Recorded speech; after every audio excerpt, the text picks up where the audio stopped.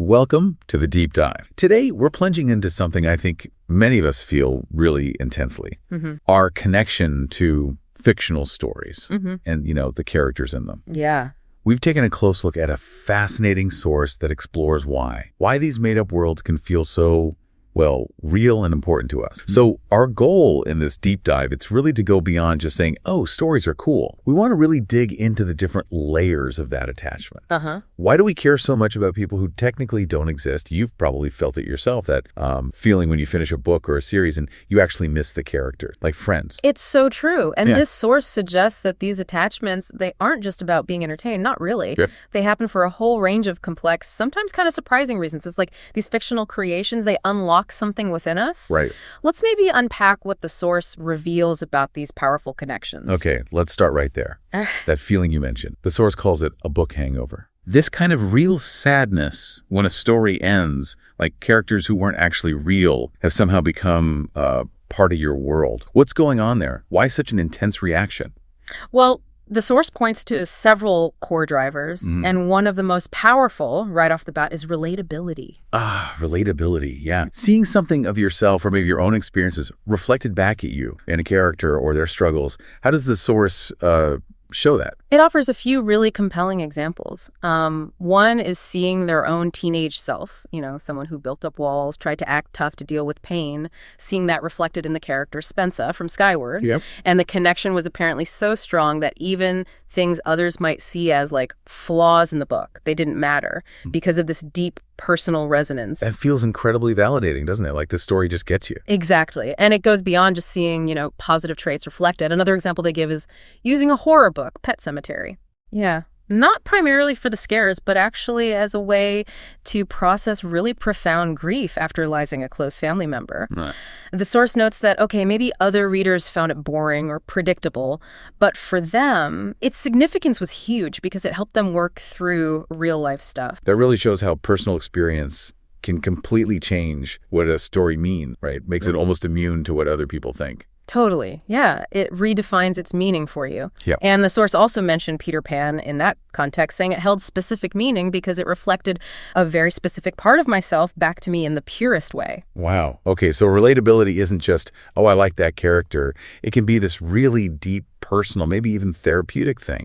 What's another key reason the source identified? Well, sometimes the attachment comes from admiration or maybe aspiration. It's not necessarily seeing yourself as the character is right now, but maybe seeing who you might want to be. Like seeing characters handle really difficult situations with, grace or courage. Precisely. Or maturity. We see them navigate challenges, make choices, and these choices might be, mature or self-sacrificial, or even sometimes selfish in a way that honors their own needs, something we might secretly wish we had the nerve for.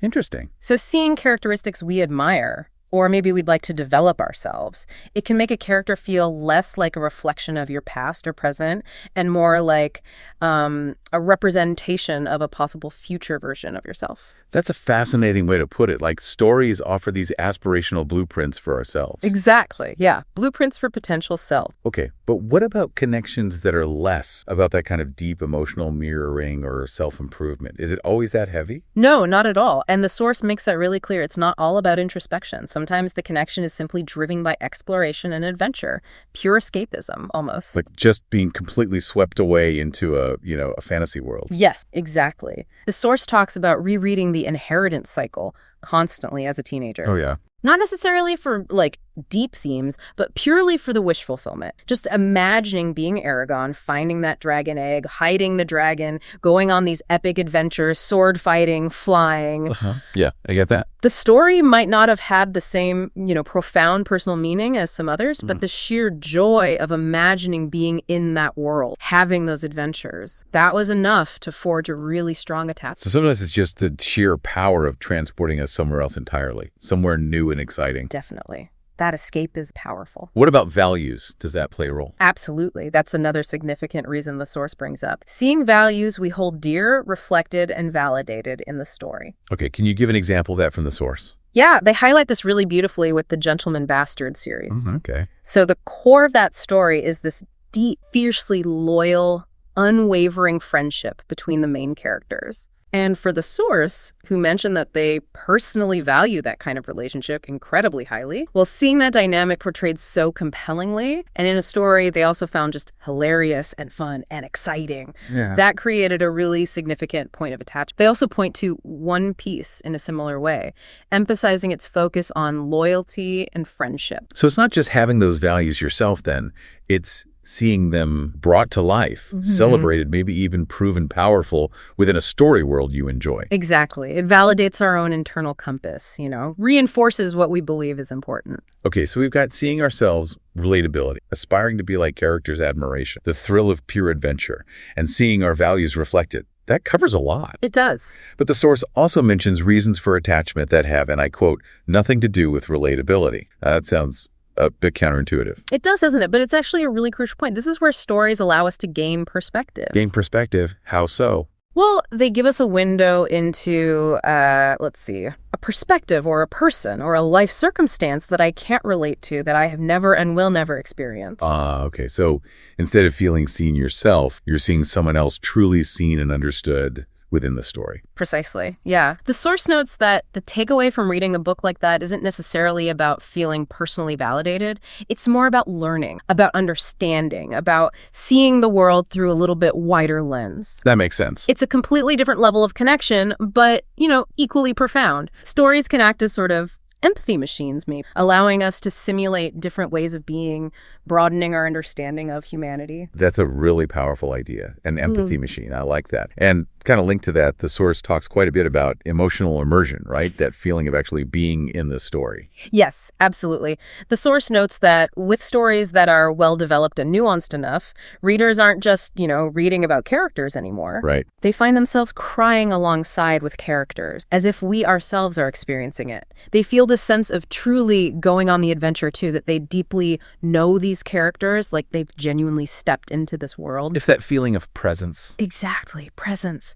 Inhabiting the narrative space. This sounds like where that love for portal fantasy or doorway fantasy comes in, doesn't it? Yeah. Like Narnia or the Wayward Children series. For sure. The source mentions that the very act of opening a beloved book can feel like stepping through a portal into that other world.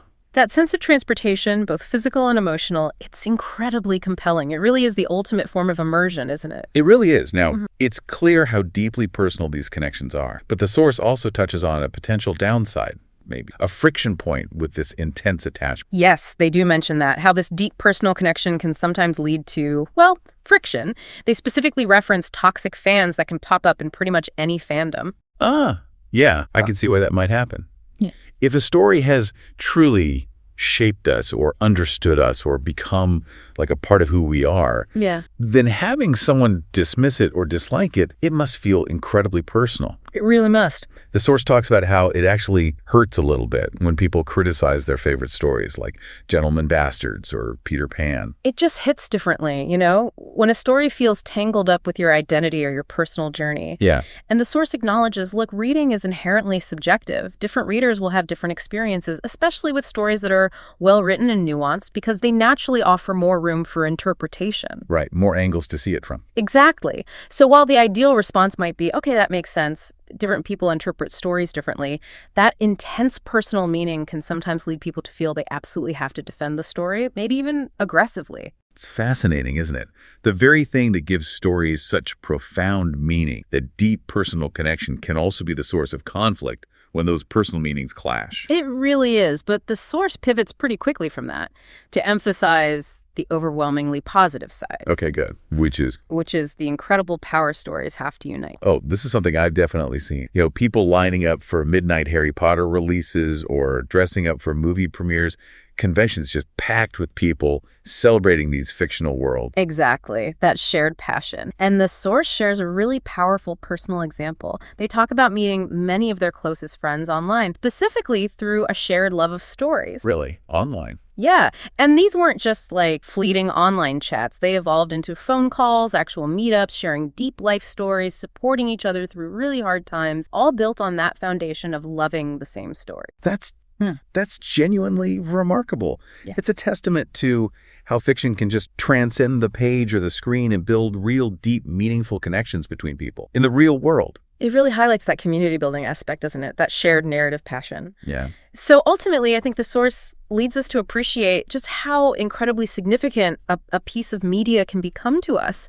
Authors pour so much of themselves into these stories, and then in turn, we find so much in them, whether it's seeing ourselves or gaining new perspectives or finding these communities. Okay, so to sort of bring it all together then, Yeah. our deep attachments to fictional stories and characters, they seem to spring from this really rich mix of factors. Yeah. They're seeing ourselves reflected. That's relatability. There's aspiring to their qualities, admiration, just the pure enjoyment of new experiences, adventure, seeing our own values validated, gaining new perspectives on the world, and that powerful feeling of being truly immersed, truly present in their experience. Exactly. And while, yes, that intense connection can sometimes make us feel protective, maybe a little defensive of the stories that matter most to us, it also has this incredible unifying force, bringing people together around shared passions, building real-world friendships. It's quite something. It really is. So maybe this leaves us with something to ponder, thinking about a specific story that holds really deep meaning for you right now. Which of the reasons we've talked about today resonates most strongly with that connection? What particular part of that story or maybe character made it feel like,